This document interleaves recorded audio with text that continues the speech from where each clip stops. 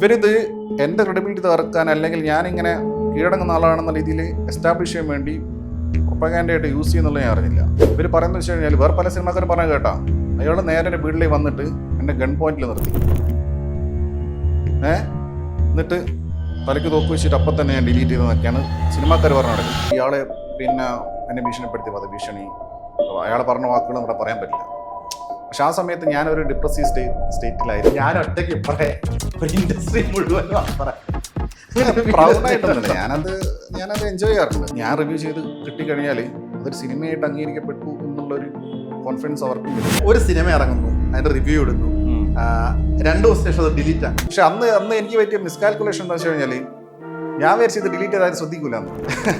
ഇപ്പൊ ഉണ്ണിയുടെ റിവ്യൂ കണ്ടാൽ എൻ്റെ റിവ്യൂ കാണും, ഷാസിന്റെ കണ്ടാൽ എൻ്റെ കാണും, സീക്രട്ടിന്റെ കണ്ടാൽ എൻ്റെ കാണും. മെസ്സേജസ്, ഹിഡൻ മെസ്സേജസ് ഇടയ്ക്ക് എടുത്ത് വായിച്ച് ഫുള്ള് തെറിയായിരിക്കും. ഞാൻ ഏത് ലാംഗ്വേജ് ഉപയോഗിക്കുന്നത് എനിക്ക് പോലും അറിയില്ല. ഞാൻ ചിലതൊക്കെ ഫ്ലോയിലങ്ങ് വരുന്നതാണ്. പിന്നെ ഞാൻ എന്ത് പറയുന്നത് ഞാൻ അധികം പ്രിപ്പയർഡ് അല്ല. ഞാൻ ഇവർ വിളിക്കുന്ന തെറിയൊക്കെ മിക്കതും ഞാൻ കണ്ടുപിടിച്ചത്, അതായത് അവരെന്നെ തന്നെ വിളിക്കുക. അശ്വന്റെ അടുത്ത് വന്നിട്ട് ഒരു സുഹൃത്ത് വലയത്തിലുള്ള ഒരാൾ പറയണ, നീ ആ സിനിമ കണ്ടത് എനിക്ക് ഇഷ്ടപ്പെട്ടില്ലെങ്കിൽ നീ റിവ്യൂ ചെയ്യരുത് എന്ന് പറഞ്ഞാൽ അശ്വന്ത് റിവ്യൂ ചെയ്യാതിരിക്കുന്ന വളരെ വിശ്വസനീയമായ കണ്ടിട്ട് എനിക്ക് കിട്ടിയിട്ടുണ്ട്. അതും ഒരു തരത്തിൽ പറഞ്ഞ് കൈക്കൂലി. ഞാൻ കോച്ചുമല്ല, ഞാൻ സിനിമക്കാരെ കോച്ച് ചെയ്യുന്ന ആളുമില്ല. അങ്ങനത്തെ കോച്ച് ചെയ്യുന്ന ആൾക്കാരുണ്ട്, ആക്ടിങ് കോച്ചസ് ഉണ്ട്. ഈ ഒരു റിവ്യൂ പറയുന്നു സമാനമായിട്ട് വീട്ടിൽ നിന്നെല്ലാം കണ്ട് എൻജോയ് ചെയ്യണം. മറ്റേ ഈ സ്പൈറൽ സിനിമയിലെ സൂര്യ സൈക്കോ എൻജോയ് ചെയ്യണം. അല്ല, കയോസ് എനിക്ക് ഇഷ്ടമാണ്. അപ്പൊ ഞാൻ നല്ല റിവ്യൂ പറഞ്ഞ സിനിമ പൊട്ടിക്കാണല്ലോ. വീക്കെൻഡ് ആകുമ്പോൾ ഞാൻ വേറെ മോഡലാണ്. ഫ്രഷ് ആവുക, ഫുഡ് കഴിക്കുക, പിന്നെ ഡ്രിങ്ക്സ് അടിക്കുക, എന്നിട്ട് ഇരിക്കുക. ഞാൻ പുറത്തൊന്നും അങ്ങനെ പോകാറില്ല, പിന്നെ ഫ്രണ്ട്സും ഇല്ല. ഞാൻ പകൽ ഫുഡ് കഴിക്കാറില്ല, അങ്ങനെ ഞാൻ രാത്രി അധികം ഫുഡ് കഴിക്കുന്നു. ഓക്സിജൻ മൊബൈൽ ഉത്സവം. മൊബൈൽ വിൽപ്പനാനന്തര സേവനത്തിന് 100% guarantee. EMI, cash back, exchange ഓഫറുകൾക്ക് പുറമെ അത്യുഗ്രൻ സമ്മാനങ്ങളും. Think mobile, think Oxygen. Oxygen, the smartphone expert. Welcome Ashwanth കോ. സ്വാഗതം അശ്വന്ത്. Thank you. ഒരു 2-3 വർഷം മുമ്പ് എനിക്ക് തോന്നുന്നു ട്രിബ്യൂട്ട് റോയിൽ എറണാകുളം ഹോട്ടലിൽ വെച്ചിട്ടാണെന്ന് തോന്നുന്നു ഒരു പ്രസ് മീറ്റിന് എന്തോ ഒരു സിനിമയുടെ ഇവന്റിന്റെ സമയത്ത് അശ്വന്തോടെ ഉണ്ടായിരുന്നു. അപ്പം അശ്വന്തിൻ്റെ അടുത്ത് ഒരുപാട് മാധ്യമപ്രവർത്തകർ വന്ന് ചോദിച്ചു. അപ്പം സ്ഥിരമായിട്ട് കേൾക്കുന്ന ഒരു വളരെ ക്ലിഷ്ട ചോദ്യം, നിങ്ങൾ ആരാണ് റിവ്യൂ പറയാനെന്നാണ് ആർട്ടിസ്റ്റുകളെല്ലാവരും ചോദിക്കുന്നത്. നിങ്ങൾ ആരാണ് നിങ്ങൾ പഠിപ്പിക്കാൻ എന്ന് ചോദിക്കുന്നത്. അപ്പം അശ്വന്ത് തിരിച്ചു പറഞ്ഞൊരു മറുപടി ഉണ്ട്. അങ്ങനെയാണെങ്കിൽ മെസ്സിക്ക് എന്തിനാണ് കോച്ചിനെ വെക്കുന്നത്? മെസ്സി ലോകത്തിലൊരു കളിക്കാരനാണ്, അയാൾക്ക് എന്തിനാണ് കോച്ചിനെ വെക്കേണ്ട കാര്യം തിരിച്ചു ചോദിച്ചു. അപ്പം മാധ്യമപ്രവർത്തകർ ആരൊന്നും പറഞ്ഞില്ല. ആ സ്റ്റേറ്റ്മെന്റ് എത്രത്തോളം ശരിയാണ്? അല്ല, ഞാൻ ഉദ്ദേശിച്ചത് ഓരോന്നും ഓരോ ഡിസിപ്ലിനാണ്. ഇപ്പം മെസ്സിക്ക് എന്തിനാ കോച്ച് എന്നുള്ളതല്ല ഞാൻ ഉദ്ദേശിച്ചത്. ആക്ച്വലി ഞാൻ കോച്ചുമല്ല, ഞാൻ സിനിമക്കാരെ കോച്ച് ചെയ്യുന്ന ആളുമില്ല. അങ്ങനത്തെ കോച്ച് ചെയ്യുന്ന ആൾക്കാരുണ്ട്, ആക്ടിങ് കോച്ചസ് ഉണ്ട്, എല്ലാം ഉണ്ട്. ഞാൻ ഉദ്ദേശിച്ചത് മെസ്സിയുടെ ഡിസിപ്ലിൻ എന്ന് പറഞ്ഞാൽ ഫുട്ബോൾ കളിക്കുന്നതല്ല. കോച്ചിൻ്റെ ഡിസിപ്ലിൻ എന്ന് പറയുന്നത് എന്താണ്? മെസ്സിയെ പരിശീലിപ്പിക്കാനുള്ളത്. അപ്പോൾ അതുപോലെ പിന്നെ ഓരോ ഡിസിപ്ലിൻ. അപ്പം സ്വാഭാവികമായിട്ട് എല്ലാവരും ചോദിക്കുന്ന ചോദ്യം വെച്ച് കഴിഞ്ഞാൽ, നീ സിനിമ എടുത്തിട്ടുണ്ടോ, അല്ലെങ്കിൽ നീ സിനിമയെക്കുറിച്ച് പഠിച്ചിട്ടുണ്ടോ, അല്ലെങ്കിൽ നിനക്ക് എന്ത് യോഗ്യതയുള്ളത് പറയാനുള്ളത്. അതായത് ഫിലിം റിവ്യൂ ചെയ്യാന്നുള്ളത് സിനിമയായിട്ട് ബന്ധപ്പെട്ട കാര്യമാണെങ്കിൽ അത് മറ്റൊരു മേഖലയാണ്. അപ്പം ഞാനത് പറയുന്നതിന് ഞാൻ സിനിമ എടുക്കേണ്ട ആവശ്യമില്ല എന്നുള്ള രീതിക്കാണ് പറഞ്ഞത്.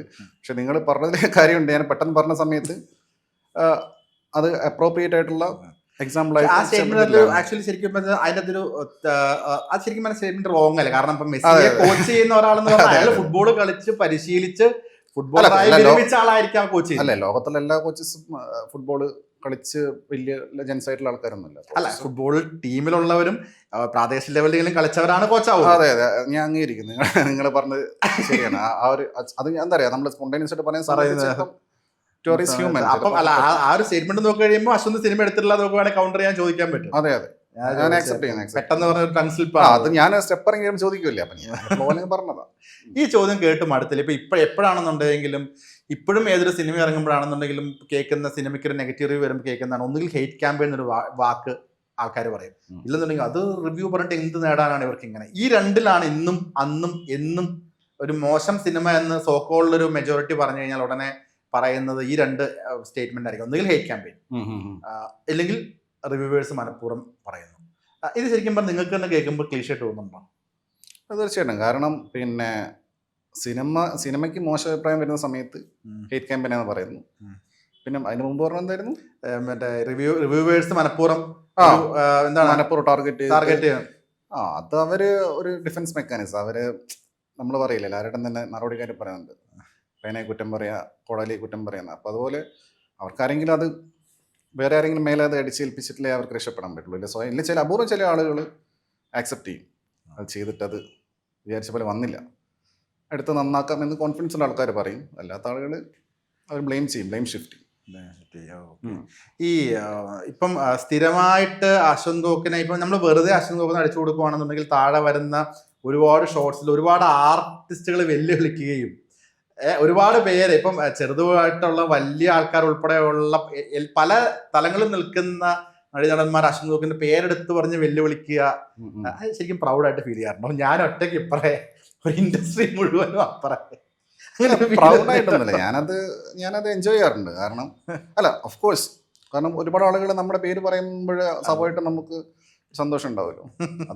അതിപ്പോൾ ആ രീതിയിൽ എൻജോയ് ചെയ്യാറുണ്ട്. അല്ലാതെ അങ്ങനെ ഭയങ്കര പ്രൗഡായിട്ട് അങ്ങനെ ഞാൻ ഒറ്റയ്ക്ക് അപ്പുറം അങ്ങനെ ഗെയിം ഓഫ് ത്രോൺസ് ഉള്ള പോലെ അങ്ങനെയൊന്നും എടുത്തിട്ടില്ല. ഈ ഞാൻ വേറെ കാര്യം, ഞാനിപ്പോൾ ഇൻഡസ്ട്രിക്കകത്ത് നമ്മളിപ്പോൾ ഇത്രയും വർഷമായിട്ട് നിൽക്കുന്നത് കൊണ്ട് അറിയുന്ന പല കാര്യങ്ങളുണ്ട്. ഇപ്പം ഫോർ എക്സാമ്പിൾ പറഞ്ഞാൽ ഇപ്പോൾ കോക്ക് ഒരിക്കലും കാശ് മേടിച്ച് റിവ്യൂ ചെയ്യില്ല എന്ന് എല്ലാവർക്കും അറിയാം, ഓൾമോസ്റ്റ് എല്ലാവരും തന്നെ പറയുന്ന കാര്യമാണ്. ഇപ്പം ശത്രുക്കളാണെന്നുണ്ടെങ്കിൽ അയാൾ പൈസ മേടിച്ച് റിവ്യൂ ചെയ്യില്ല എന്ന് ഞാൻ കേട്ടിട്ടുണ്ട്. പക്ഷേ കോക്കിൻ്റെ അടുത്ത് അശ്വൻ്റെ അടുത്ത് വന്നിട്ട് ഒരു സുഹൃത്ത് വലയത്തിലുള്ള ഒരാൾ പറയണ, നീ ആ സിനിമ കണ്ടെന്ന് എനിക്ക് ഇഷ്ടപ്പെട്ടില്ലെങ്കിൽ നീ റിവ്യൂ ചെയ്യരുത് എന്ന് പറഞ്ഞാൽ അശ്വന്ത് റിവ്യൂ ചെയ്യാതിരിക്കുന്ന വളരെ വിശ്വസനീയമായ കണ്ടിട്ട് എനിക്ക് കിട്ടിയിട്ടുണ്ട്. അതും ഒരു തരത്തിൽ പറഞ്ഞ കൈക്കൂലിയല്ലേ? അല്ല, അതെന്താ വെച്ചാൽ ഒന്നാമതായിട്ട് എനിക്കങ്ങനെ സുഹൃത്ത് പോലെ ഇല്ല, ഞാനത് കീപ്പ് ചെയ്യാറില്ല, എസ്പെഷ്യലി സിനിമാക്കാരായിട്ട്. പക്ഷേ ഇങ്ങനെ നടന്നിട്ടില്ലേ? അല്ല ഞാൻ പറയട്ടെ, അപ്പം ഇങ്ങനെ സുഹൃത്ത് പോലെ കീപ്പ് ചെയ്യാത്തതുകൊണ്ട് തന്നെ അങ്ങനെ ഞാൻ അപ്രോച്ചബിൾ അല്ല, ഞാൻ അവൈലബിൾ അല്ല, ഞാൻ ഫോൺ എടുക്കാറില്ല, മെസ്സേജിന് റിപ്ലൈ കൊടുക്കാറില്ല. കാരണം എനിക്കറിയാം ഒരാൾ വിളിക്കുമ്പോൾ എന്ത് ഉദ്ദേശം എന്നുള്ളത് നമുക്ക് മനസ്സിലാവും. അപ്പോൾ നിങ്ങൾ പറഞ്ഞത് ഒഴിവാക്കി കൊടുക്കുന്നതാണുള്ളത്. അപ്പോൾ ചില ആളുകൾ പിന്നെ എന്താ പറയുക, ഭയങ്കരമായിട്ട് ഇപ്പം ആത്മഹത്യ ഭീഷണിയൊക്കെ, എനിക്കിനി പിന്നെ എന്താണ് ഈ സിനിമ ഇതായി കഴിഞ്ഞാൽ പിന്നെ ജീവിച്ചിരിക്കില്ല എന്ന് ഒരാൾ പറയുന്ന സമയത്ത് അത് ചിലപ്പോൾ ഫേക്ക് ആയിരിക്കാം, റിയലായി പറയുന്നതായിരിക്കാം. പക്ഷേ എന്നാൽ വലിയ സിനിമയാണെങ്കിൽ പിന്നെ ഒന്നും ചെയ്യാൻ പറ്റില്ല. പക്ഷേ നെഗ്ലിജിബിൾ ആയിട്ടുള്ള ചില സിനിമകൾ കാണുമായിരിക്കും, അതായത് എനിക്ക് തന്നെ കാണാൻ താല്പര്യമില്ല, ഇനി ഇട്ടാൽ തന്നെ എനിക്ക് റീച്ച് ഇല്ലാത്ത, അല്ലെങ്കിൽ ആളുകൾ പോലും ഇറങ്ങിയതും പോയതും അറിയാത്ത സിനിമകളുണ്ടോ, ചിലത് അപൂർവം ചില സിനിമകൾ വളരെ ചെറിയ, അതായത് ഞാൻ സിനിമയെ പൊതുവെ ഒരു 4 തട്ടായിട്ട് കാണുന്നത്. ഏതൊക്കെയാണ് അത് ഇതിന് കഴിഞ്ഞ ശേഷം പറയാം. അപ്പോൾ നിങ്ങൾ ഡിവിയേറ്റ് കൊണ്ടാണ് വെച്ചിട്ടില്ല, മനസ്സിലായി. അപ്പോൾ അങ്ങനെ ഞാൻ 1-2 സിനിമകൾ അങ്ങനെ ചെയ്തിട്ടുണ്ട്. അത് ഞാനൊരു ഹ്യൂമാനിറ്റേറിയൻ കൺസിഡറേഷൻ വെച്ചിട്ടാണ്. പക്ഷെ അത് രണ്ടും ഏറെക്കുറെ കൈക്കൂലെന്ന് പറയാൻ പാടില്ല, വേണമല്ലേ? ഇപ്പൊ പരിചയം ഇപ്പം ഞാൻ പേഴ്സണലി അല്ല, അങ്ങനെ ഞാൻ പരിചയം ഉള്ളത് കൊണ്ട് എനിക്ക് പേഴ്സണലി അശ്വന്തിനെ പരിചയമുള്ള ആള് വിളിച്ചു പറഞ്ഞ ഇല്ല സിനിമ ഏതാന്ന് എനിക്കറിയാം. അതായിക്കോട്ടെ, അത് നിങ്ങൾ പറഞ്ഞാൽ എനിക്ക് കുഴപ്പമൊന്നുമില്ല. പക്ഷെ അതൊരു ആത്മഹത്യ ഭീഷണി കൊണ്ട് മാറ്റിയതല്ല അത്. ഏതാ അവരുടെ സിനിമ? അല്ല, ഞാൻ ഒരാളെ മാത്രമല്ല ഞാൻ പറഞ്ഞതല്ല. ഓക്കെ, ഞാൻ 1-2-3 സിനിമകൾ അങ്ങനെ ചെയ്തിരുന്നിട്ടുണ്ട്. അതൊക്കെ ചെറിയ സിനിമകളാണ്. വലിയ സിനിമകൾ എന്തായാലും നമുക്ക് എനിക്ക് തന്നെ കാണേണ്ട ആവശ്യമുണ്ടല്ലോ. അപ്പോൾ ഇത് ഞാൻ പറഞ്ഞതെന്ന് വെച്ച് കഴിഞ്ഞാൽ, ഒന്ന് ഞാൻ പേരെടുത്ത് പറയുന്നത് ഒമർ ലുലുവിൻ്റെ ആണ്. ഞാൻ പല ഇൻ്റർവ്യൂസിലും പറഞ്ഞിട്ടുള്ള പുള്ളി എനിക്ക് ഞാൻ സിനിമ റിവ്യൂസ് ചെയ്യുന്നതിന് മുൻപേ ഞങ്ങൾ ഭയങ്കര അറിയാം. അപ്പം അതുകൊണ്ട് ഞാൻ പുള്ളിയുടെ സിനിമ ഞാൻ ചെയ്യാറില്ല. മറ്റ് നിങ്ങൾ പറഞ്ഞ എനിക്ക് തോന്നുന്നത് ഒരു 3 സിനിമകൾ ഞാൻ ചെയ്യാതിരുന്നിട്ടുണ്ട്. പക്ഷെ അത് വിചാരിച്ചിട്ട് നാളെ വേറെ ആരും പറഞ്ഞു വന്നു കഴിഞ്ഞാൽ ഞാൻ ചെയ്യാതിരിക്കുന്നില്ല. അപ്പോൾ നാളെ സുമേഷിൻ്റെ സിനിമ ചെയ്യുകയാണെങ്കിൽ ഞാൻ തീർച്ചയായും റിവ്യൂ ചെയ്യും. അപ്പം ഞാൻ പറയുന്നത് വെച്ച് കഴിഞ്ഞാൽ ചില കോണ്ടെക്സ്റ്റിൽ നമുക്ക് 100% നിങ്ങൾ കൈക്കൂലി എന്ത് പറഞ്ഞാൽ കുഴപ്പമില്ല, നമുക്ക് 100% ഒരു കാര്യത്തിൽ സ്റ്റിക്ക് ഓൺ ചെയ്യാൻ പറ്റില്ല. പിന്നെ ഇനിയിപ്പോൾ ഒരു ആത്മഹത്യയോ എന്ത് ചെയ്തു കഴിഞ്ഞാൽ അത് നമുക്ക് ബുദ്ധിമുട്ടല്ലേ ലൈഫിലോ നമ്മൾ. പിന്നെ അത് ആത്മഹത്യ ഭീഷണി എന്നല്ല, അവര് തീർന്ന് തോന്നി വിടുന്നതാണ്. അത് വലിയ സിനിമയല്ല. 50 കോടി 100 കോടി ഒരാൾ മുടക്കിയിട്ട് ഇത് അയാളോട് ആര് പറഞ്ഞ് ഇത്രയും മുടക്കാന്ന് നമുക്ക് ചെറിയ ഇത് ഒരുപാട് സിനിമകൾ ചെയ്ത് നഷ്ടം പറ്റി, ഇനി ഇതിൽ നിന്ന് എന്തെങ്കിലും കിട്ടിയാൽ ഞാൻ രക്ഷപ്പെടും എന്നുള്ള പറയുന്ന സമയത്ത് ചെയ്യുന്നത്. പക്ഷെ എനിക്ക് തോന്നുന്നത് ഞാൻ 3 സിനിമയാണ് അങ്ങനെ ചെയ്യാതിരുന്നിട്ടുള്ളൂ. സിനിമയുടെ പേരെ ഞാൻ വെളിപ്പെടുത്തുന്നില്ല. 3 സിനിമ നിങ്ങൾക്ക് അറിയായിരിക്കും, നിങ്ങൾക്ക് ഇൻഡസ്ട്രിയിൽ ഇൻസൈഡ് നിങ്ങൾക്ക് പറഞ്ഞിട്ടുണ്ടോ. കറക്റ്റായിട്ട് 3 സിനിമ ആ 3 സിനിമയിൽ 2 സിനിമ ഒരു ഡയറക്ടർ സിനിമയാണ്. ഒന്ന് വേറെ, അത് ഡയറക്ടർ നോക്കിയിട്ടല്ല, അത് പ്രൊഡ്യൂസർ. വല്ലാത്ത കഷ്ടം പറഞ്ഞു. പക്ഷെ വലിയ ഭയങ്കര മില്യനേഴ്സ് അല്ല പ്രൊഡ്യൂസേഴ്സ് ഒന്ന് വന്നു പറഞ്ഞു കഴിഞ്ഞാൽ നമ്മൾ നോക്കേണ്ട കാര്യമില്ല, ചെയ്യില്ല. അവർ വെറും ലാഭത്തിന് വേണ്ടിയിട്ട് അവരെങ്ങനെയെങ്കിലും ഇതാക്കാൻ വേണ്ടിയിട്ടാണ്. മറ്റേ ചിലത് ജെന്യൂൻ കേസാന്ന് തോന്നിക്കഴിഞ്ഞാൽ അത് ഞാൻ വീണ്ടും ആവർത്തിച്ച് പറയുന്നു, all of them were small films. അതായത് ഒഴിവാക്കിയാലും അവർക്കും പ്രശ്നമില്ല, എനിക്ക് പ്രശ്നമില്ല, നാട്ടുകാർക്കും പ്രശ്നമില്ല. അല്ലെങ്കിൽ ആ സിനിമ കാണാൻ പോകുന്നില്ല, OTT പോലും എടുക്കൂല. ഛേദമില്ലാത്ത ഉപകാരം എന്ന് പറഞ്ഞാൽ ഈ എനിക്കൊന്ന് അശ്വന്ത് റിവ്യൂ ചെയ്തപ്പം ആളുകൾ അറിഞ്ഞ സിനിമകൾ ഒരുപാടുണ്ട്. ഇങ്ങനെ ഒരു സിനിമ വന്നു എന്ന് അറിഞ്ഞ സിനിമ ഇപ്പൊ ആൾക്കാർ വിളിച്ച് നെഗറ്റീവ് ആണെന്നുണ്ടെങ്കിൽ റിവ്യൂ ചെയ്യണം എന്ന് പറഞ്ഞിട്ടുള്ള ഇതുപോലെ ചെറിയ സിനിമയുടെ ആൾക്കാരുണ്ടാകും. ഉണ്ട് ഇഷ്ടം പോലെ. അതായത് അവരെ സിനിമ എങ്ങനെയെങ്കിലും അറിഞ്ഞാൽ മതി സിനിമ ഇറങ്ങിയിട്ടുണ്ടെന്ന്. അറ്റ്ലീസ്റ്റ് അവർക്കൊരു പ്രസ് മീറ്റിങ്ങിന് വിളിക്കാമല്ലോ, ഞങ്ങളെ സിനിമ തകർത്തു എന്ന് പറഞ്ഞിട്ട്. നമ്മൾ മൈൻഡാക്കാടെ വിട്ട് കഴിഞ്ഞാൽ പിന്നെ അവർക്ക് വേറെ ഒരു ഗ്രൗണ്ട് ഇല്ല അവർക്ക്. അപ്പോൾ ചില നിർമ്മാതാക്കളും വിളിച്ച് പറയാറുണ്ട്, ഞാൻ വഴിയല്ലെങ്കിലും ഞാൻ കണക്റ്റഡ് ആയിട്ട് ആൾക്കാരുടെ പറയും ഇന്ന സിനിമ കാണുമെന്ന് നിർമ്മാതാവ് ചോദിച്ചിട്ടുണ്ട്, നെഗറ്റീവ് ആണെങ്കിലും പ്രശ്നമില്ല, നെഗറ്റീവ് പറഞ്ഞാൽ മതി. അപ്പോൾ ചില ആളുകൾക്ക് എന്താ അറിയോ, റിവ്യൂ ചെയ്ത് കഴിഞ്ഞാൽ അതൊരു സിനിമയായിട്ട് അംഗീകരിക്കപ്പെടും. തീർച്ചയായിട്ടും. ചില സിനിമ ഇറങ്ങിയാൽ പോയതാരും അറിയുന്നില്ല, പിന്നെ ഇവർക്ക് OTT പോലും കൊടുക്കാൻ പറ്റൂല, അല്ലെങ്കിൽ അവർക്കൊന്നുമില്ല, അവർ സീറോ ആയിപ്പോയി. അപ്പോൾ അവരെന്ത് ചെയ്യുന്നത് വെച്ച് കഴിഞ്ഞാൽ റിവ്യൂ ചെയ്യാം, ഏതെങ്കിലും ഒരാളെങ്കിലും ചെയ്താൽ മതി. അപ്പം ഞാനെങ്ങനെ എല്ലാ സിനിമയും റിവ്യൂ ചെയ്യുന്ന ഒരാളല്ല. ഞാൻ നേരത്തെ അതാ പറഞ്ഞു, ഞാൻ സ്കെയിൽ നോക്കിയിട്ടേ ചെയ്യാറുള്ളൂ.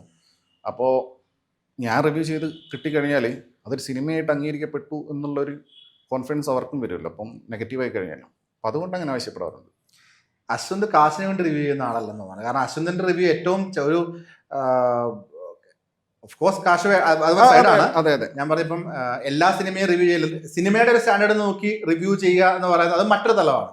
അപ്പം മിനിമം അശ്വന്ത് ഒരു ഏറ്റവും ചെറിയതെന്ന് കരുതപ്പെടുന്ന എല്ലാ സിനിമയും അവരുടെ മേക്കേഴ്സും വലിയ സിനിമകൾ തന്നെയാണ്. അതെ അതെ അതെ. പക്ഷെ ബട്ട് സ്റ്റിൽ പുറത്തിറങ്ങുമ്പോൾ ആൾക്കാർ അങ്ങനെ വലിയ ഇമ്പോർട്ടൻസ് കൊടുക്കാത്ത ചില സിനിമകൾ റിവ്യൂ ചെയ്താൽ മിനിമം 1-2 ലക്ഷം എങ്കിലും ഏറ്റവും കുറഞ്ഞ അശ്വന്തിന്റെ ഒരു വീഡിയോ ഓടും. അതിന്റെ റിട്ടൻഷൻ വ്യൂസ് അല്ലേ പറയുന്നത്? ലക്ഷം. അതിന്റെ റിട്ടൻഷൻ അശ്വന്തിന്റെ ഭയങ്കര ഹൈ ആയിരിക്കും സാധാരണക്കാർ. കാരണം നിങ്ങൾ എന്താണ് പറയുന്നത് കാണാൻ വേണ്ടി വളരെയധികം ആൾക്കാരുണ്ട്, സർക്കാസ്റ്റിക് മൂഡിലുള്ള സംസാരം കേൾക്കാൻ വേണ്ടി. അപ്പം അതിൽ നിന്ന് വരുന്ന റവന്യൂ വലുതായിരിക്കും. റവന്യൂവിന് വേണ്ടി മാത്രമാണെന്നുണ്ടെങ്കിൽ എല്ലാ സിനിമകളും റിവ്യൂ ചെയ്താൽ മതിയായിരുന്നു. പൈസ സെക്കൻഡറി ആയിട്ട് കാണുന്ന വ്യക്തിയാണ്. സെക്കൻഡറി കാരണം ലോങ് റണ്ണിൽ അത് ബാധിക്കും. അത് ആൾക്കാർ നിങ്ങൾ പറഞ്ഞാൽ തന്നെ അതിനുള്ള ഉത്തരമുണ്ട്. ആൾക്കാർക്ക് ഒരു ക്യൂരിയോസിറ്റി വരാൻ കാരണം എന്താ വെച്ച് കഴിഞ്ഞാൽ ഞാൻ ചെയ്യുന്നതിനകത്ത് സംതിങ് ഉണ്ട്, യുണീക്ക് ഉണ്ട് എന്നുള്ളതുകൊണ്ടാണ്. ഞാൻ ചവറ് പോലെ $50 $100 വേണ്ടിയിട്ട് പിന്നെ ചെയ്തുകൊണ്ടിരുന്നു കഴിഞ്ഞാൽ ഗ്രാജുവലി ആൾക്കാരുടെ ആ ക്യൂരിയോസിറ്റി നഷ്ടപ്പെടുകയും പിന്നെ എനിക്ക് തന്നെ ഇതൊന്നും ഭയങ്കര പാടല്ലേ. നിങ്ങൾക്കറിയാലോ, രാവിലെ നമ്മൾ എഴുന്നേറ്റ് ആൾക്കാർ പറയുന്ന ഒരു പണിയില്ലാന്ന്, പക്ഷെ എന്താ പറഞ്ഞാലേ നമ്മൾ എഴുന്നേറ്റ് എവിടെ നിന്ന് എഫേർട്ട് എവിടെ തലേദിവസം തുടങ്ങുന്ന എഫേർട്ട്, തലേദിവസം നേരത്തെ ഉറങ്ങണം, അടിച്ച് ഓഫായി കഴിഞ്ഞാൽ പോയി. തലേന്ന് നേരത്തെ ഉറങ്ങണം, അവിടെ നിന്ന് ഉറങ്ങുന്ന എഫേർട്ട്. അപ്പോൾ ഉറങ്ങുന്ന ഒരു എഫേർട്ട് ആണോ അവിടെ ചോദിക്കൂ. സ്ഥിരമായിട്ട് ലേറ്റ് ആയിട്ട് ഉറങ്ങുന്ന ആൾക്ക് നേരത്തെ ഉറങ്ങുന്ന ഒരു എഫേർട്ട്. തീർച്ചയായിട്ടും മനസ്സിലായി. അത് കഴിഞ്ഞ് പിന്നെ രാവിലെ എഴുന്നേറ്റ് കുളിച്ച് ഡ്രസ്സപ്പ് ചെയ്ത് നമ്മളവിടെ എത്തി. വണ്ടി പാർക്ക് ചെയ്യാൻ തന്നെ ബുദ്ധിമുട്ടാണ്. കാരണം ഇവർ ഭയങ്കര ശല്യമാണ് വണ്ടി പാർക്ക് ചെയ്യാൻ പറയുന്ന ആൾക്കാർ. എല്ലാ തിയേറ്റേഴ്സിലും ഇല്ലേ, കൺജസ്റ്റഡ് ആയുള്ള തിയേറ്റേഴ്സിൽ. പിന്നെ അവിടെ പോയി ഇത് കണ്ടു തീർക്കണ്ടേ. ചില സിനിമകളൊന്നും കണ്ടു തീർക്കാനാവില്ല, ഇൻ്റർവെൽ ആകുമ്പോഴത്തേക്കിന് ക്ഷീണിക്കും. പിന്നെ നമ്മൾ ഒരു കോഫിയെ കുടിച്ച് വീണ്ടും ഓണായി ഇരുന്ന് ഇത് കണ്ടു കഴിയുമ്പോഴത്തേക്കിന് എക്സോസ്റ്റഡ് ആയി പോകും.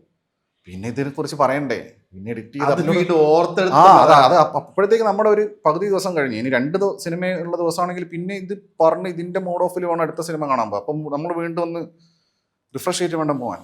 അപ്പം ഒരു സിനിമ കാണുക ഭയങ്കര മെനക്കെട. ഏറ്റവും ഈസി എന്താ അറിയോ, സിനിമയിൽ കാണാതെ ചെയ്യുന്ന കോണ്ടന്റാണ്.